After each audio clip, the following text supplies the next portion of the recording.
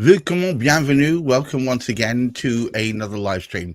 Wednesdays is IPSA Day. This is IPSA Kind of Magic, starring Hamish McLay of Search and Convey. Hamish and I have put this together to really help explain, educate, inform those people out there, both members of the IPSA community and those who are looking to find reasons why they need specialists in the field of search. And to this end, I thought, me being a bumbling fool, not really knowing much about this at all, or except what I've learned from at the feet of Hamish and his compatriots, I thought I'd ask Hamish to explain to me a little bit more about what is search, why we need search professionals, and what is the benefit behind using localized search specialists who have clubbed together, of course, to be part of the great organization which is IPSA. So, Hamish, welcome. Tell me more, please. Well, first of all, apologies indeed for my late arrival today. We would normally go out at 12 o'clock. A few technical hold-ups, but nothing new in that. If you and a pasty on my side, I'm afraid. So. Oh, yes. Whilst we were resolving technical issues. Yes, Convey, one of those aspects, and I sort of found this particularly more recently, which is why I think this conversation is particularly useful. There are many people out there who sort of have an understanding that I've got to do this conveyancing malarkey in order to get my new property. What on earth is it about? There are some people who think they're pretty well used to it, but the law keeps changing. So something has happened since the last time they did it, more often than not. And altogether, we have a team within IPSA. Although basically this is an IPSA kind of magic, we're speaking within our own community, but we also want to demonstrate what we, as a supporting community, actually do for people out there within the search. And one of the most important, one of the critical things is we have technology these days. And as a consequence of technology, and you find this all the time, a solicitor, a conveyancer, a property lawyer, any of these people can work with you from any part of the country. It doesn't matter where they reside. You could even use somebody from Sri Lanka if you wanted. However, I mean, just stopping you for a second, I just want us to pause for a tenth of a second and realize how the world has changed in 10 years. I would have thought that you could make that statement, Hamish, that you could work with people from as far afield as Sri Lanka or wherever and still have a close-knit community. Sorry, I think it's astounding, really. Well, I think just to extend it, two solicitors that we know, Juliet, who joins us on a Thursday morning very often, she in actual fact is out in Italy. At the same time, too, as another property lawyer that we've actually sort of had on board on occasions. And the two of them are finding it easier, I think, to meet up in Rome than they do in the UK. But they both operate from afar. They can do that because, if you like, they're UK property lawyers. So they know what they're doing when they're out there. One of the great things working with both of them, they also know that what I do, and I say I'm speaking on behalf of IPSA at this moment in time, because any member of IPSA has access to, so any solicitor who actually requests information from us has the same invaluable support that is remarkably really only available at the moment from independent providers. There are one or two, don't get me wrong, because we do have out there a couple of franchise operators, two of which are particularly good because I've worked with both of them, so I can recommend them, because they use, exactly as we do, people to carry out their searches are local to where that property is. And I'll just mention the two of them because they're great guys out there, and I met many of them from from both of these organisations. One of them is Express Legal. Met up with them very, very early on when I first started out some 20 years ago. And also Pally, another, I've actually sort of met up with them that's sort of long ago. But they are great, and the insights that they have, they are good because they do what we do. It's that local insight that gives. It's local knowledge. It's and I mean, I've spoken to a number of IPSA members now, I'm very pleased to say, and there's one thread that runs through them all. Most of them have been not doing this for 5 minutes. They've usually had a career that often they were gamekeeper turned poacher, as it were, where they'd been working within the council and now working for themselves, and they've got a better knowledge of how the internal processes work than anyone. You use a one-size-fits-all type organization to get you your searches, they won't necessarily have the parlay, the rapport that members of IPSA do with their local councils. I mean, was it Heather that we were speaking? No, it wasn't Heather. It was Jackie, I think. That's it. And she was telling us it's like she literally grown the internal organization within the council before she'd left it. So she knew the internal structures as well as if she was still working there. It meant that she could then ask them questions that she knew they'd be able to answer. You know, it amazes me that the how valuable that kind of relationship can be.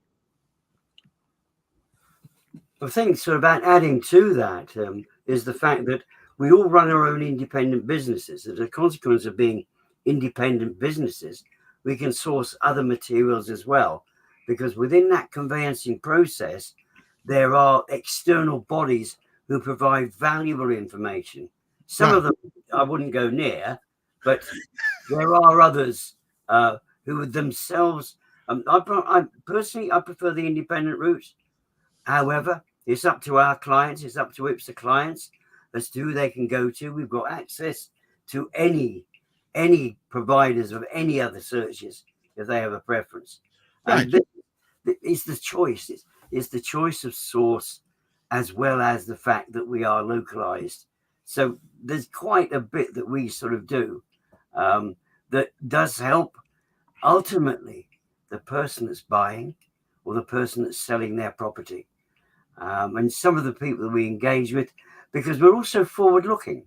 I mean, some people speak about material information, and all material information is the kind of information people need to know before they make a decision about their property or a first decision. There's a lot to dig into. There's a lot that comes back in searches. And this is why working with particularly that independent solicitor, whether it's speaking to them online like Gareth and I are able to speak, or whether it's being able to walk into them in the high street. If you've got a good one in the high street, for heaven's sake, go there, because you sit down and have a cup of coffee. I mean, all Gareth and I do is sit and have a cup of coffee at a distance. However, I mean, that's a good thing. Don't get me wrong. But you've got that opportunity. You've got the element of choice. Get the right person to work with, the person you can speak to. And as I said, the great thing is that you can actually look at it from this particular sort of perspective. If you're in London carrying out and you want to be sort of carrying out some conveyancing work there, there's a good chance, because your solicitor happens to be based in London, their overheads, their charges are going to be that little bit higher. And to be quite honest, go for them if you know the solicitor. It's knowing the person that's important. However, I mean, one of my great sort of colleagues up there in the Northeast, the cost of the cost for those particular solicitors, their overheads are that a little bit lower. It's also a good investment area. So it's sort of great because you can work with people from, as I said, all over the place. A developer doing one thing in one area, an investor doing something in another area. If you like, the solicitor sort of somewhere else, and of course that local person who happens to cover Grimsby. They've been going into Grimsby for goodness knows how many years. So there's a lovely collective there that we can actually put to good use to get an overall picture, that round sort of almost a holistic picture because unfortunately what we do, I feel, if we're not careful, we will go down the route and it's only a single source for absolutely everything.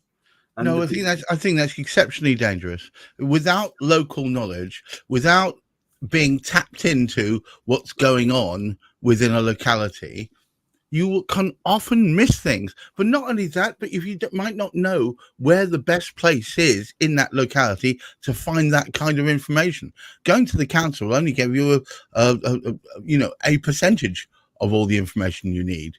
There's other things you need to know, are there not, Hamish?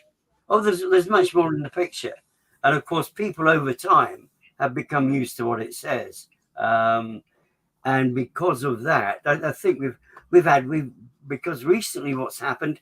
This is a great thing about using somebody independent, is the fact that they keep on top of what is going on. We don't have to go through this continuous professional development, but the majority of people do, and we do it through conversations like this with our particular sort of members, and we can sort of keep them up to date.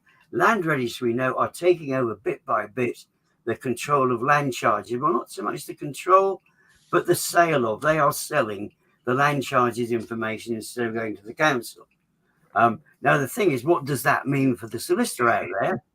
And all of us independent souls know that they've got to go to yet another place to get more information. Right. It does speed the process up. Go to an IPSA member, and the IPSA member is familiar with it. And if you like, the receiving solicitor, the receiving client, will get exactly the same information as they used to do, apart from one or two things that the land registry have done a couple of things which I don't think are ultra beneficial. However, the fact that somebody experiences dealing with that unrefined data means it goes out the right way. That's what IPSA searches are about. So, actually, do you know what? For those of you that are joining us from IPSA, I thank you. And as you can see, we're flying the flag for IPSA. But I want to talk to all of you out there that don't necessarily know what IPSA is. Now, it's an organization, Independent Property Search Association. Hamish is the current chairman, and the promotion of that is partly, the responsibility of this channel. But more importantly than all of that, we champion the use of locally sourced knowledge. That's to say, not going to a centralized place and cast its net around and hopefully catches most of the information. We champion the use of the right local people for the right local search. And that's where IPSA really comes into its own, because each of its members, as Hamish has already said, is running their own business, but part of IPSA as a whole. So if you go to IPSA and you're looking for someone in, Middlesbrough and you're doing some searches and around there, Hamish will immediately recommend, or the team will recommend, the right people you could be in touch with to give you the right knowledge that's in that locality. It's wonderful. They're all very supportive, all very focused on making sure that people have the right information at the right time. And working with the solicitors, there's another thing, and we've mentioned this before, and I'm going to perhaps hang on about it again, and that is this. Just because you're working with a estate agent, it doesn't mean you have to use the solicitors or the legal team that they recommend. You might want to cast your eyes around and perhaps even ask your localized IPSA member who they've had the best dealings with. They might recommend a couple of people for you to check out as well. Talk to your IPSA member that's nearest to you to get some real on the ground feel. And I reckon that they do most of their business through relationships. So I know it's the current fashion to move towards AI based and data. They're very important, aren't they, Hamish? Oh, absolutely. I think this is one of the great things, because members of that particular sort of team, IPSA itself was established in 2005 by Jackie, who we mentioned, Jackie and Steve. Steve, in fact, has retired out of it now, but we owe an awful lot to them, and we still grab their knowledge. We can still get in touch with Steve should we actually sort of need to. But it's those relationships which sort of count. And that they've been established for all of those years. So you can pick the phone up. It might be 9 months, 12 months, 18 months since you last spoke, but it's almost resuming it. And of course, with our various meetings that we have with some of the specialists that come to talk to us, it's great to have that social aspect of it too. That social aspect, professionals who work together much of the time don't get to see each other. However, we know each other, and relationships count for so much. They really do. On that note, I just want to thank everyone for listening, and I hope you've got something out of it. I see a whole bunch of you flashed up on my YouTube, and a bunch of you on X, bizarrely.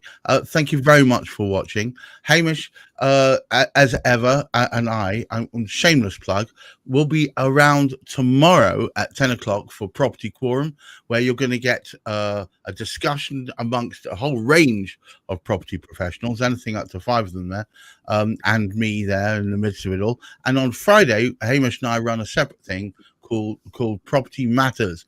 At the moment, we're talking. Are we still talking? Are we focusing on cladding? Oh, cladding, yes. It's still as serious, and it's not being taken as seriously as it needs to be.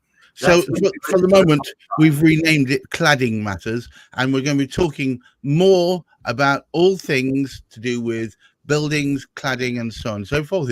If that sparks your interest, please do turn up then. But until the next time I see you all, I wish you all a wonderful week. Keep your feet on the ground.